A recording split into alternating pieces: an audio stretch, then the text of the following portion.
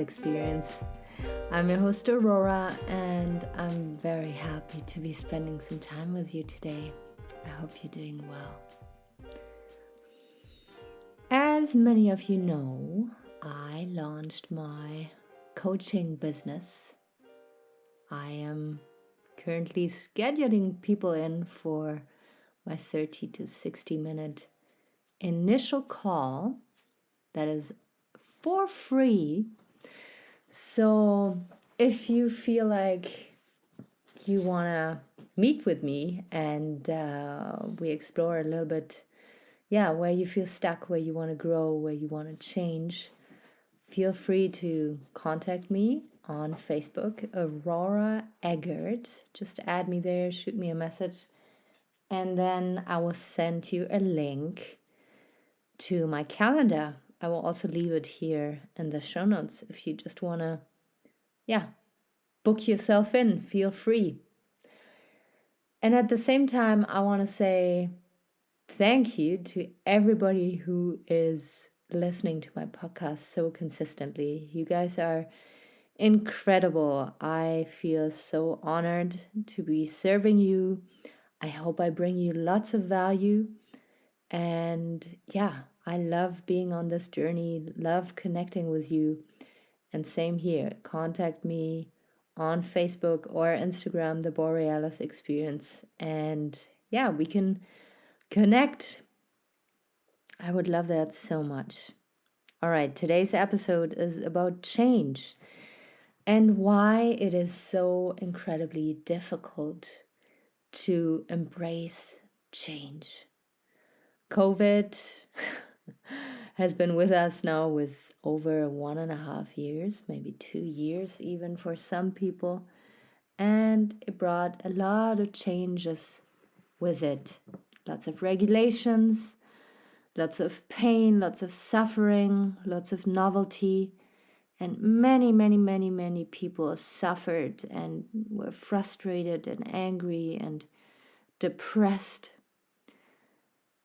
And some people were able to see it as an opportunity. And I find it so fascinating because some of these people you would think as an outsider, oh my God, that person is going to be so devastated because he or she had to leave their job or had to move somewhere else or whatever pain and change COVID brought with it.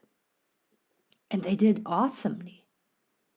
They took it and embraced the change and just were able to make something even better out of it. Yeah, you thought they had it all and would lose it all, and instead they lost it all. Yes, they had it all, but they were able to create something new. And I find that so incredibly fascinating and inspiring to see. And what is the mindset that these people have in order to see challenges and obstacles as opportunities to grow, opportunities to laugh and just embrace it. I think it is really, really cool. And for those of us who suffered and were frustrated and depressed, that is part of it too. And it's horrible. I hate to see how many people are suffering and how much pain there is right now. Not self-inflicted, but just outside circumstances that make it so very hard to live a happy and peaceful life. Now, let's assume, though, I know it is hard, but let's imagine COVID was over and we were all free again. And COVID brought these changes. COVID made us aware of stuff that we could have a closer look at and maybe embrace change in the future because it would do us well. Why, even if we know that the change would bring good,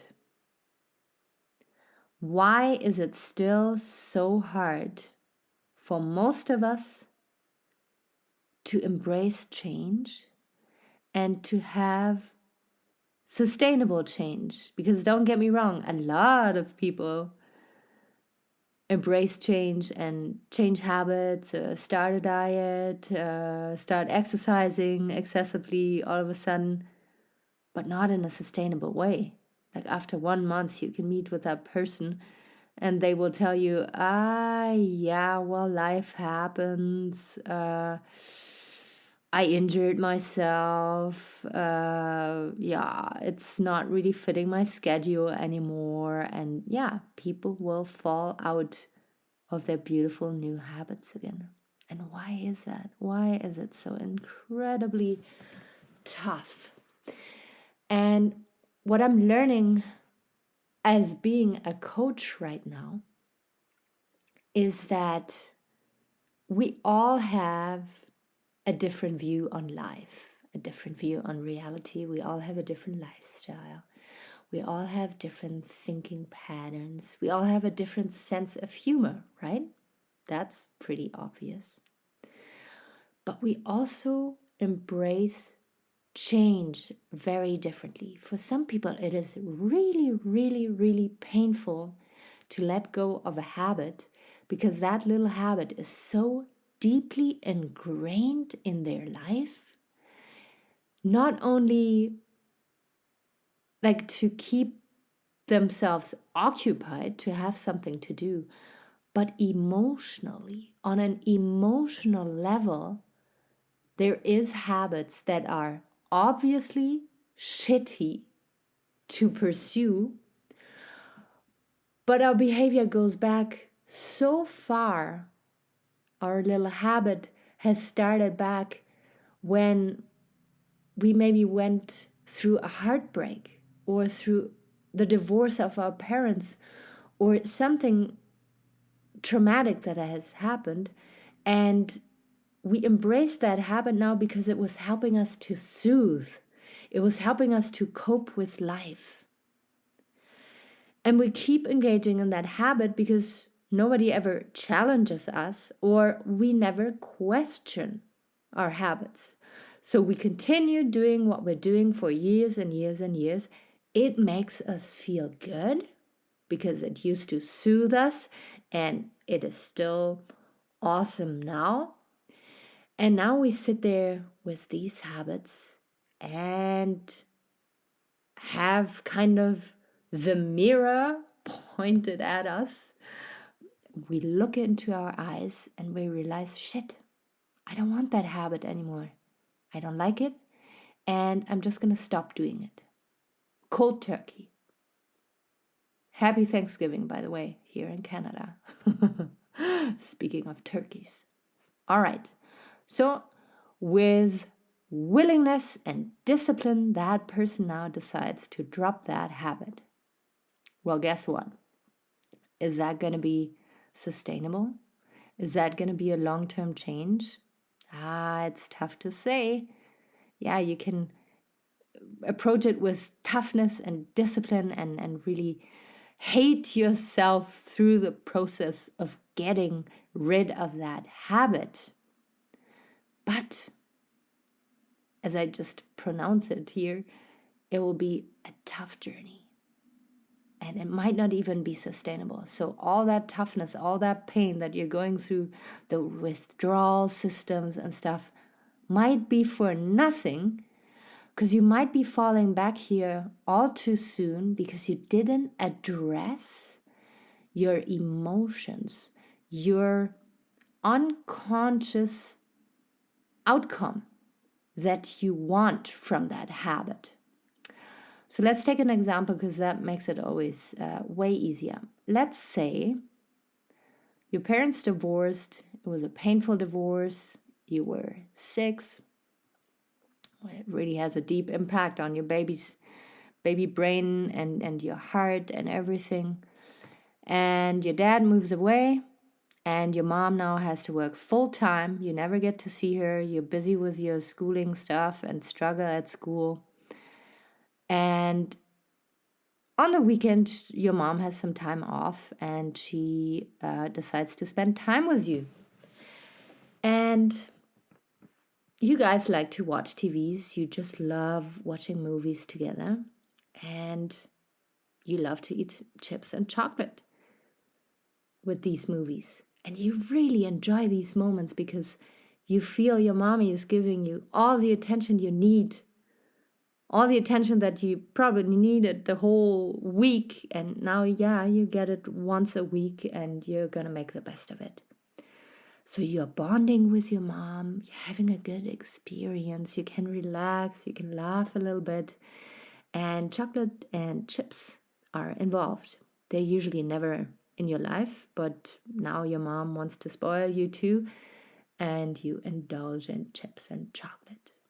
Now, on a physical level, on a chemical level, and mental, emotional level, these chips and chocolates are going to tattoo themselves into your system like you cannot even imagine how deep.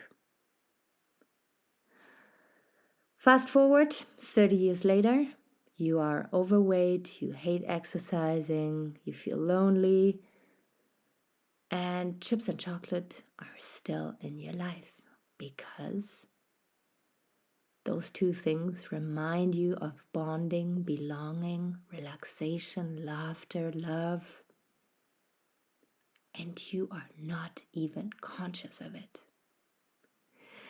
Now imagine cutting out chocolate and chips, and if you have it sitting on your counter right now, you look at it and just think, I'm just not going to buy it anymore. But what is gonna what is gonna be missed out of your life at the same time you cut out these two things? That little bit of sense of belonging, love, laughter, relaxation. Okay, now that we know that, what are we gonna do about it? Logical consequence, I think, would be let's replace it. All right, so you're not going to buy that chocolate and those chips anymore. But instead, every time you crave those two things, you're going to call your best friend. And you're going to spend time with your dog. You're going to go do something, socializing, where you will get laughter, relaxation, belonging, bonding out of it. Right? Because this is what your system originally wanted. And those stupid chips and chocolate were just a replacement. So, replacing is the key and not only taking away. This is just a very, very easy little example that I put out here for you today. Same goes for, drug addictions, cigarettes, sugar, overly exercising. Like, people can be addicted and have shitty habits. You don't believe it. What some of us really come up with, and we have so many excuses to hang on to these habits, but there will be a point where we want to let go. And then it's not only a matter of discipline and willingness, but also self-image. Do you believe that you deserve a better life, a higher level, a higher, quality of life? Because you're going to let go of these habits. You're going to step up, right? You're not going to step down. Is your system calibrated for a better quality of life? Or were you engaging in these habits because you don't feel deserving? And that is going to be one of my next episodes here, because this is another point. Some of us are very clear as day that their habits are being destructive for them, but they will not let go of them because they don't feel deserving of a healthy and good life. They are still punishing themselves for something that happened back then. And this is why they're still going to hang on to those habits. And this is why making changes is so freaking difficult. So with this episode today, I want you to be very aware now of what are the things that you would like to change, and what is it that makes it difficult for you to not make these changes, and to be 10,000 times more forgiving and kind with yourself when it doesn't work right away. Because lots of us, we get so impatient, we believe, oh yeah, well, it's so hard and we're so weak and we're not going to make it anyways. And then they give up because they're being so hard on themselves at first. And then they feel depressed because it didn't lead anywhere. Or if you have somebody in your surroundings who is struggling with giving up a habit, I want you to have 10,000 times more compassion now than you had before listening to my episode here. Because making changes is not for everybody.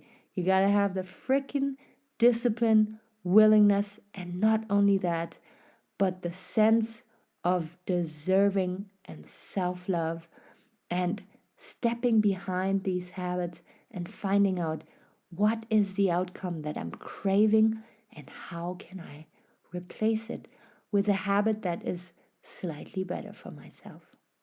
All right, I'm going to leave you with that. I love you so much. I appreciate you so much. Thank you so much for subscribing to my podcast here, for leaving me a review. It is the best feedback that I can receive on Apple Podcast. And if ever you want to buy me a coffee and say thank you, don't hold back. I have the link in my show notes. Thank you so much for being there. Until next time, bye-bye.